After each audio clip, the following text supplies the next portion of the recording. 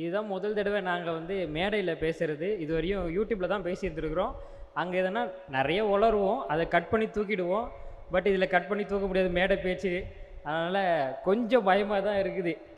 இந்த ப்ரோக்ராம்லாம் வந்து ஆர்கனைஸ் பண்ணுறதுக்கே 6 மணி ஆயிடுச்சு. அதுக்கப்புறம் ஸ்கிரிப்ட் எடுத்து நாங்கள் ஆக்சுவலாக ப்ரிப்பேர் ஆகியே வரல. நானாவது சரி நம்ம யூடியூப்பில் தொடர்ந்து பேசியிருக்கிறோம், எதனா வந்து சமாளிச்சலான்னு தைரியமாக ஏறியாச்சு மேடை. என்னுடைய நண்பர் மூஞ்ச பார்த்தாலே காமெடியாக இருக்கும். அவர் இந்த இதுக்கு முன்னாடி ஆட்சி 5 வருஷம் ஆட்சியில் ஒருத்தர் ஆட்சி பண்ணார்ல, பொம்மை முதல்வர், அந்த மாதிரி பொம்மை மாதிரி நின்றுவோம், அப்புறம் பார்த்துக்கலாம், அதுவே நடந்துக்கும். அவரே சும்மா தான் இருந்தார் ஆட்சியில் இருக்கும்போது, முதல்ல இருக்கும்போது நம்ம சும்மா இருந்தாங்க. அப்படி ஒரு பொம்மை முதல்வர் மாதிரி இன்னைக்கு நம்ம பொம்மை மாதிரி நின்றுவோம். யாரோ அதிகாரிகள் ஆட்சி பண்ணாங்கன்னு சொன்னாங்கல்ல, அந்த மாதிரி நண்பர் பார்த்துப்பாரு அப்படின்னு சொல்லிட்டு தைரியமாக வந்திருக்காரு. வாழ்த்துக்கள். அப்புறம் முக்கியமான ஒரு விஷயம், அண்ணன் வந்து நாம் தமிழர் கட்சியை பேசும்போது வாய்ஸ் ஆஃப் லிங்கேஷ், டிஎம்கே கட்சியை பேசும்போது மட்டும் வயலன்ஸ் ஆஃப் லிங்கேஷாக மாறிடுவார். ஆனால் இப்போ மாறிடுச்சுண்ணே, 2 பேருக்கு நடுவில் தான் போட்டியே. ஒன்று டிஎம்கே, இன்னொன்று ஏடிஎம்கே. ரெண்டாவது பிளேஸுக்கு அது மாறிடுச்சு. இன்னொரு போட்டி இருக்கு, அதுவும் 2 பேருக்குள்ளே. ஒன்று நாம் தமிழருக்கு, இன்னொரு நோட்டாவுக்கு. அவங்க தனி போட்டி. ஆனால் நோட்டா தான் ஜெயிக்கும் நான் நினைக்கிறேன். இப்போ வந்து ஒரு மீட்டிங் ஒன்று போட போகிறோம் அப்படின்ட்டு அறிவித்த உடனே ஜென்சி டிஎம்கேக்கு ஆப்போசிட்டாக மீட்டிங் போகிறீங்களா அப்படின்னு கேட்டாங்க.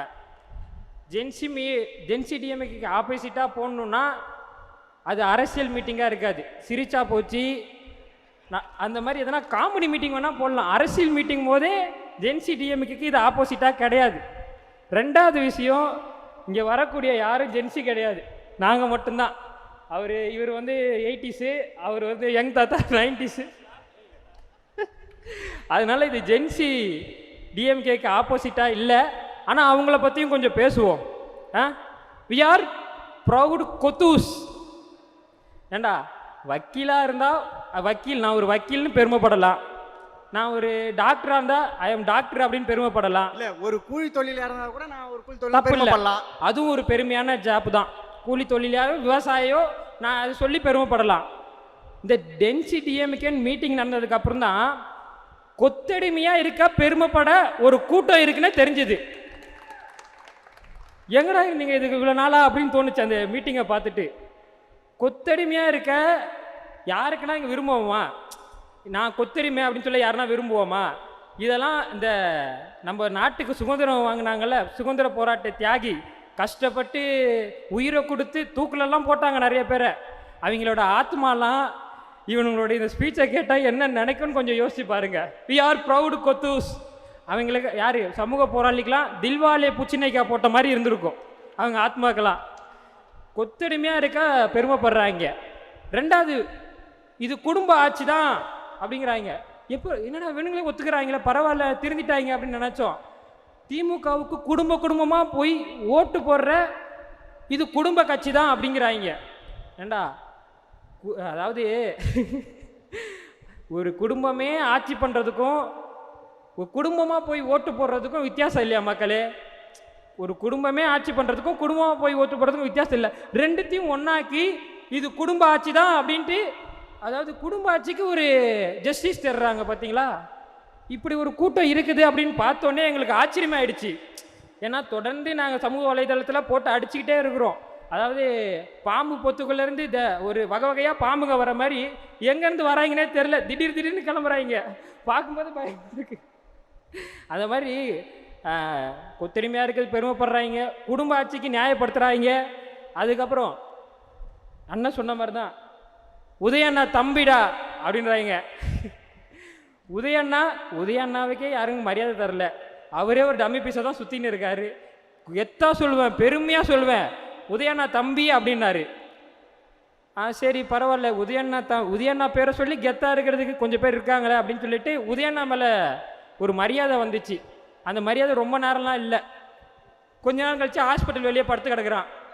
என்னை தயவு செஞ்சு அட்மிட் பண்ணுங்க, என்னால் முடியலை அப்படின்னு சொல்லிட்டு. டேய் நீ உதயண்ணா தம்பி இல்லையா, அன்பில் மகேஷ் தம்பிடா அப்படின்னு சொல்லி சமூக வலைதளத்தில் நம்ம விச்சல் வலசி எடுத்து போட்டு அடித்தாங்க சூப்பராக. இதில் டைலாக் வேற, மீண்டும் வருவோம் மீண்டும் வருவோம் அப்படின்னு ஒரு டைலாக் வேற வச்சிருக்கிறாங்க. தலைவர் தளபதி விஜய் அவர்கள் இருக்கும் வரை, எப்படி எம்ஜிஆர் இருக்கும் வரை திமுகவால் ஜெயிக்க முடியலையோ, அதே மாதிரி தலைவர் விஜய் அவர்கள் இருக்கும் வரை திமுகவால் ஒருபோதும் ஜெயிக்க முடியாது. இல்ல 40 நாள் ஆயிடுச்சு, இன்னும் ஒப்பாரில இருந்தே மீண்டு வரல. அவங்க எப்படி மீண்டு வர முடியும்? மீண்டும் மீண்டும் சொல்றோம், நீங்க மீண்டும் வர மாட்டீங்க, மீண்டும் வர மாட்டீங்க. அதை மீண்டும் மீண்டும் நாங்கள் சொல்லிக்கிட்டே இருப்போம். தினம் யூடியூப்ல நாங்கள் சொல்லிக்கிட்டே இருப்போம், மீண்டும் வர மாட்டீங்க, மீண்டும் வர மாட்டீங்க. தளபதி விஜய் அவர்கள் இருக்கிற வரையும் வாய்ப்பில்லை ராஜா. அண்ணன் சீமான் அவர்கள் சொல்ற மாதிரி தான், சீமானவனுக்கும் வாய்ப்பில்லை, அவங்க திமுகவுக்கும் வாய்ப்பில்லை. இப்போ சட்டம் ஒழுங்கு வந்து சரியில்லை அப்படின்னு சொல்லிட்டு ஜென்சி டிஎம்கே ஒரு போராட்டம் ஒன்று நடத்துகிறாங்க 2 நாளுக்கு முன்னாடி. பெண்களுக்கு, அதாவது குழந்தைகளுக்கு நான் என்ன இரும்புலியா ஜெட்டி தச்சு போட முடியும் அப்படின்னு சொல்லிட்டு ஜூலி அவர்கள் பேசுனாங்க. பெண்களுக்கு பாலியல் வன்கொடுமை நடக்குது, அது கூடிய விரைவில் இரும்பு கரம் கொண்டு தலைவர் விஜய் அவர்கள் தடுப்பார். அதுக்கு தான் நம்ம ஓட்டு போட்டிருக்கிறோம். கூடிய விரைவில் சட்டம் ஒழுங்க கண்டிப்பாக 100% விஜய் அவர்கள் சரி செய்வார், மக்களுக்கு நம்பிக்கை இருக்குது. ஆனால் அந்த போராட்டம் நடத்தக்கூடிய அந்த ஜென்சி டிஎம்கே இருக்கக்கூடிய இளைஞர்களை பார்த்து கேட்குறேன், இந்த 5 வருஷமாக எந்த பாலியல் வன்கொடுமையும் நடக்கலையா? இந்த 5 வருஷமாக எந்த பெண்களுக்கும் வன்கொடுமை நடக்கலையா? எந்த கொலையும் நடக்கலையா? அப்போது இப்போ மட்டும் பேசுகிறீங்கன்னா அந்த பாலியல் வன்கொடுமைகளை வச்சு நீங்கள் ஒரு கேவலமான அரசியல் செய்கிறீங்க. பேசுகிற நீங்கள் திமுகவில் நடந்த பாலியல் வன்கொடுமைகளையும் பேசியிருக்கணும். தாவேக்கா ஆட்சியில் நடக்கக்கூடிய பாலியல் வன்கொடுமையை கூடிய விரைவில் விஜய் அவர்கள் சரி செய்வாங்கன்னு அப்படின்னு சொல்லி பேசியிருக்கணும். என்ன நியாயம் இது? எனக்கு புரியல. ஒரு ஆட்சியில் பேசுகிறதும் இன்னொரு ஆட்சியில் பேசாமல் இருக்கிறதும் என்ன நியாயம்னு எங்களுக்கு தெரியல. நியாயமாக நடந்துக்கோங்க. அரசியல் பேசுகிறீங்கன்னா, அதுவும் குழந்தைங்களுக்காக பெண்களுக்காக பேசுகிறீங்கன்னா அது நியாயமாக பேசணும். இப்போ உதயநிதி அவர்களும் அதே தான் சொல்கிறார், சட்டம் ஒழுங்கு பிரச்சனை சரியில்லை, தாவேக்கா அரசாங்கம் சீக்கிரமாக சரி செய்யணும் அப்படின்றாங்க. உதயநாதர்கிட்ட ஒரே ஒரு கேள்வி தான், சட்டம் ஒழுங்கு யார் ஆட்சியில் சரியில்லாமல் போச்சு? இப்போ சட்டம் ஒழுங்கு சரியில்லைன்னு சொல்கிறாங்கல்ல, கூடிய விரைவில் தலைவர் விஜய் அவர்கள் அதை சரி செய்வார், நமக்கு நம்பிக்கை இருக்குது. 100% சரி செய்வார். அதுக்கான எல்லா நடவடிக்கையும் எடுத்துருக்காரு. 717 மதுக்கடைகளை மூடுறாங்க, எல்லா இடத்துலையுமே கஞ்சா, மெத்தப்பட்டைன்னு, ட்ரக்ஸ் எல்லாத்தையுமே முடக்கிறாங்க. தொடர்ந்து ரவுந்து பண்ணிலே இருக்கிறாங்க.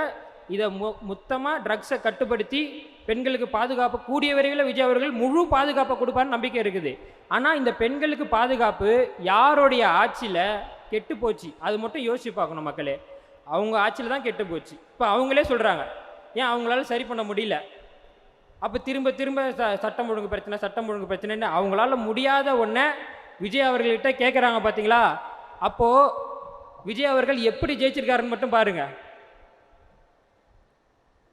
அதாவது பொம்மை முதல்வருக்கு எதுனா சொல்லணுமா?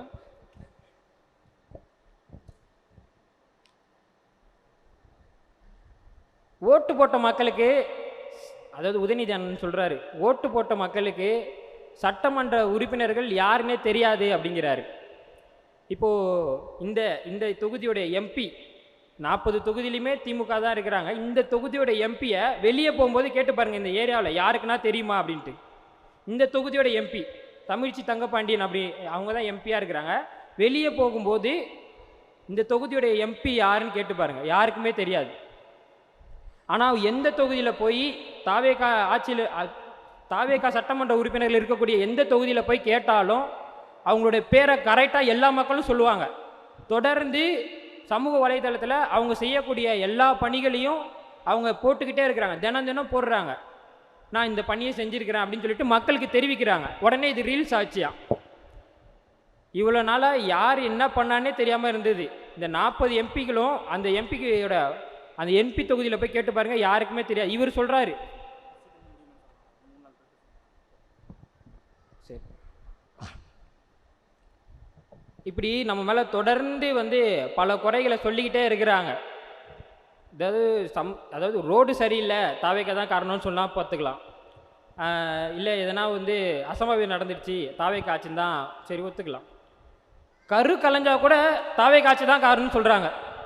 யாருக்குன்னா அபார்ஷன் ஆயிடுச்சுன்னா அதுக்கும் விஜய் தான் காரணன்றாங்க. இதெல்லாம் குறை சொல்லணும்னு சொல்கிறாங்க. ஆனால் தளபதி அவர்கள் என்னென்ன நல்ல சட்டம் செய்கிறாங்க அப்படின்னு சொல்லிட்டு பேசுகிறதுக்கு எங்களை மாதிரி இளைஞர்கள் பல கோடி பேர் விர்ச்சுவலாக ஆன்லைனில் இருக்கிறோம். நாங்கள் எல்லாத்தையும் எடுத்து தெளிவாக இவர் என்னென்ன நல்லது செய்கிறாரு அப்படின்னு சொல்லிட்டு தொடர்ந்து பேசிக்கிட்டே இருப்போம். நீங்கள் அவதூறுகளை பரப்பிக்கிட்டே இருங்க. அடுத்தடுத்த சந்திப்புகளை நாங்கள் சந்திப்போம். உங்கள் எல்லாருமே நீங்கள் எங்களுக்கு பார்க்குறதுக்காக வந்ததுக்கு ரொம்ப மகிழ்ச்சி, ரொம்ப நன்றி. அண்ணன் வாய்ப்பு கொடுத்த அண்ணன் லிங்கேஷ் அவர்களுக்கும் நன்றி. ஓடிஎஃப்சி நமக்கு முழு உதவியும் செஞ்சு இவ்வளோ ஏற்பாடுகளை பண்ணி கொடுத்த ஓடிஎஃப்சிக்கும் மிக மிக நன்றி.